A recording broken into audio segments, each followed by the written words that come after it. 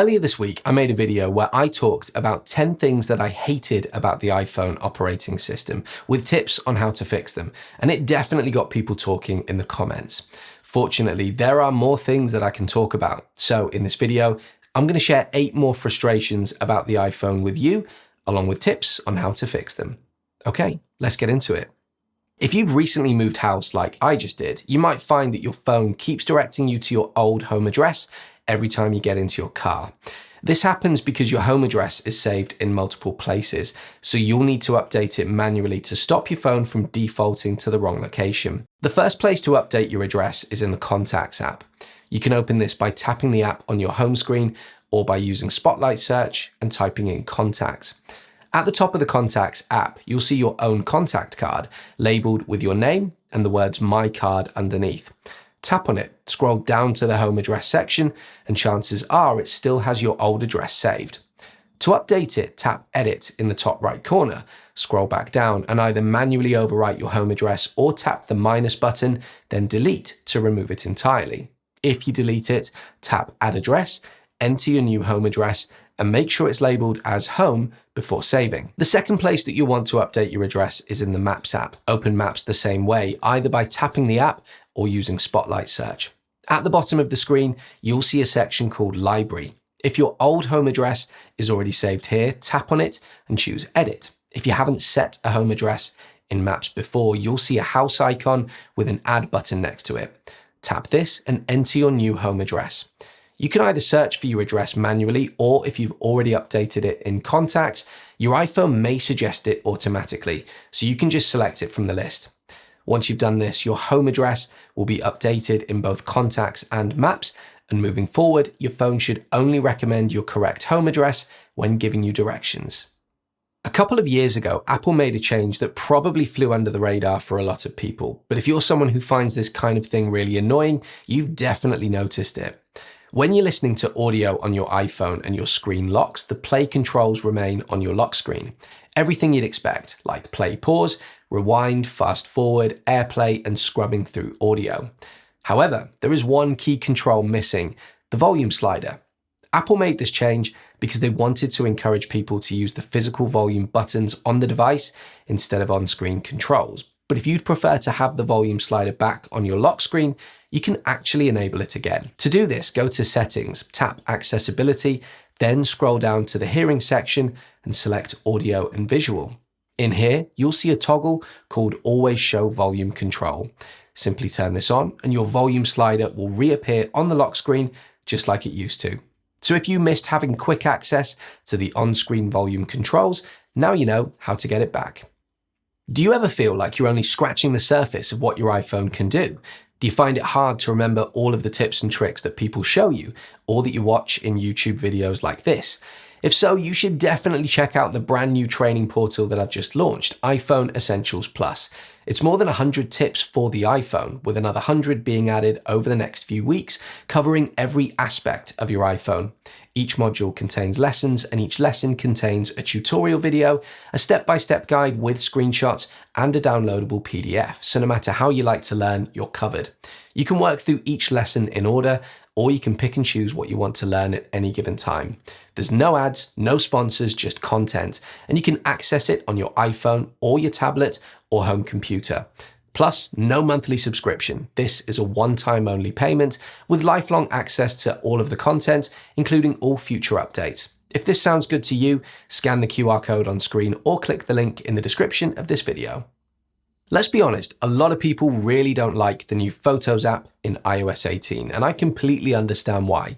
My biggest complaint is that Apple added a lot of unnecessary fluff, cluttering up the Photos app with sections that I think most people probably won't use.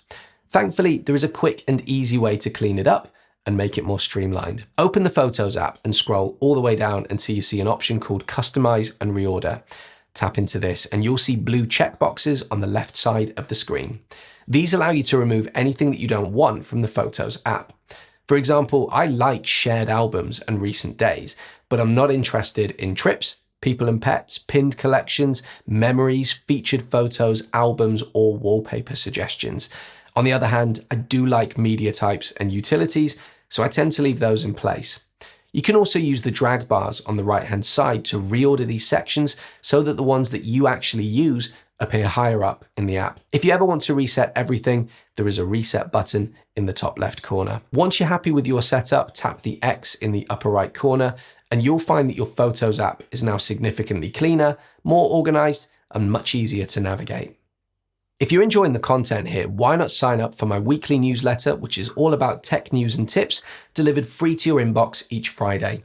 Sign up via the QR code on screen or the link in the description. In the Messages app, you probably already know that you can send an audio message to someone by tapping the plus button to the left of the message composition field, selecting audio, and then simply speaking your message. But what if partway through the message, you need a moment to think about what you want to say next? You probably don't want to leave a long, awkward pause, but at the same time, you might assume that your only options are to send the message as it is or hit the cross button to start over. However, you don't need to start again. You can actually pick up right where you left off. To do this, just tap the little time button to the left of the blue send arrow. When you tap it, the recording resumes exactly where you left off, essentially working like a pause button. You can do this as many times as you need, allowing you to pause, gather your thoughts, and continue recording without having to restart from scratch. This way, your audio messages stay clean, concise, and to the point before you send it.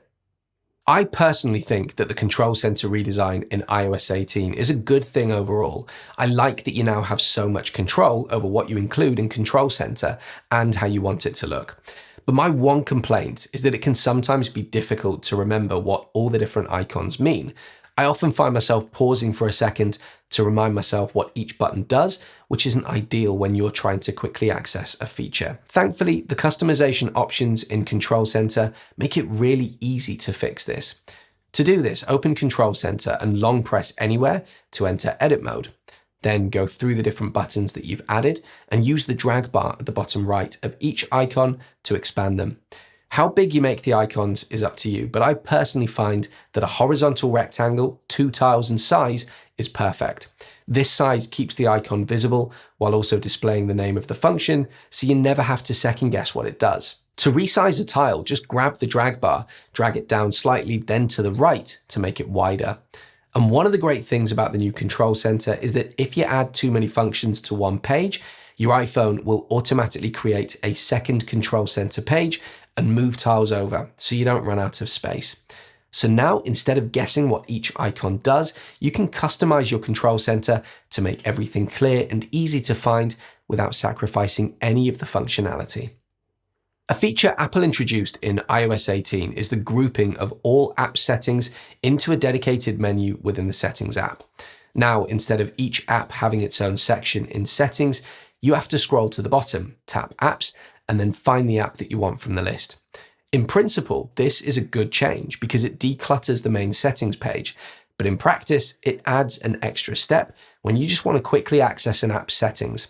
Fortunately, there is a faster way to bypass this extra step. Instead of opening settings and scrolling, just use Spotlight Search. Tap the search button on your home screen or swipe down from anywhere on the home screen to bring up Spotlight. Then, if you want to access the settings for the Messages app, simply type Messages Settings. It might appear as the top result, but if it doesn't, just scroll down slightly until you see a Settings section in the results.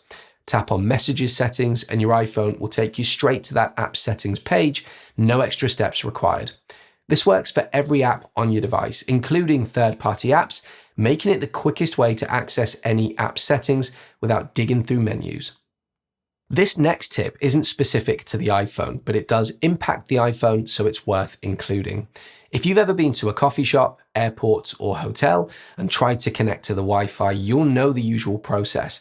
You go into Settings, tap Wi-Fi, and select the network that you want. Normally, a login page pops up asking you to enter some information, maybe your email address, phone number, or if you're in a hotel, even your room number before you're granted access. But sometimes that login page disappears before you're finished, and it can be really difficult trying to get it back. Thankfully, there's a simple trick for this. As long as you're connected to the Wi-Fi network, just open Safari and type captive.apple.com into the address bar. This will force your iPhone to load the login page for that Wi-Fi network, allowing you to enter your details and get connected without all the hassle. It's a handy one to remember for the next time that you're stuck waiting for that login screen to reappear. When you're typing on the iPhone, your phone might suggest what it thinks is the correct spelling of a word. If you disagree with it, you can override the suggestion, which helps teach your iPhone the spelling or word preferences that you use. Over time, all of this gets added to your iPhone's personal dictionary, making it more customized to you. However, you might find that over time, you've accidentally added words or names that you don't actually want in there. And while there isn't a way to go into the dictionary and make individual changes, you can reset the entire dictionary and start fresh if you need to. The only thing is, this setting isn't where you'd expect it to be. To reset your keyboard dictionary, go into Settings, tap General, then scroll all the way to the bottom and tap Transfer or Reset iPhone. From there, tap Reset at the bottom of the screen, and you'll see an option called Reset Keyboard Dictionary. Tap on that, follow the instructions, and your iPhone's keyboard dictionary will reset back to factory settings. Keep in mind, this means that your iPhone will forget all the custom spellings and words that you've taught it, so you'll need to reteach it over time. But if your keyboard dictionary has become more of a frustration than a help, this could be a good option to clean it up.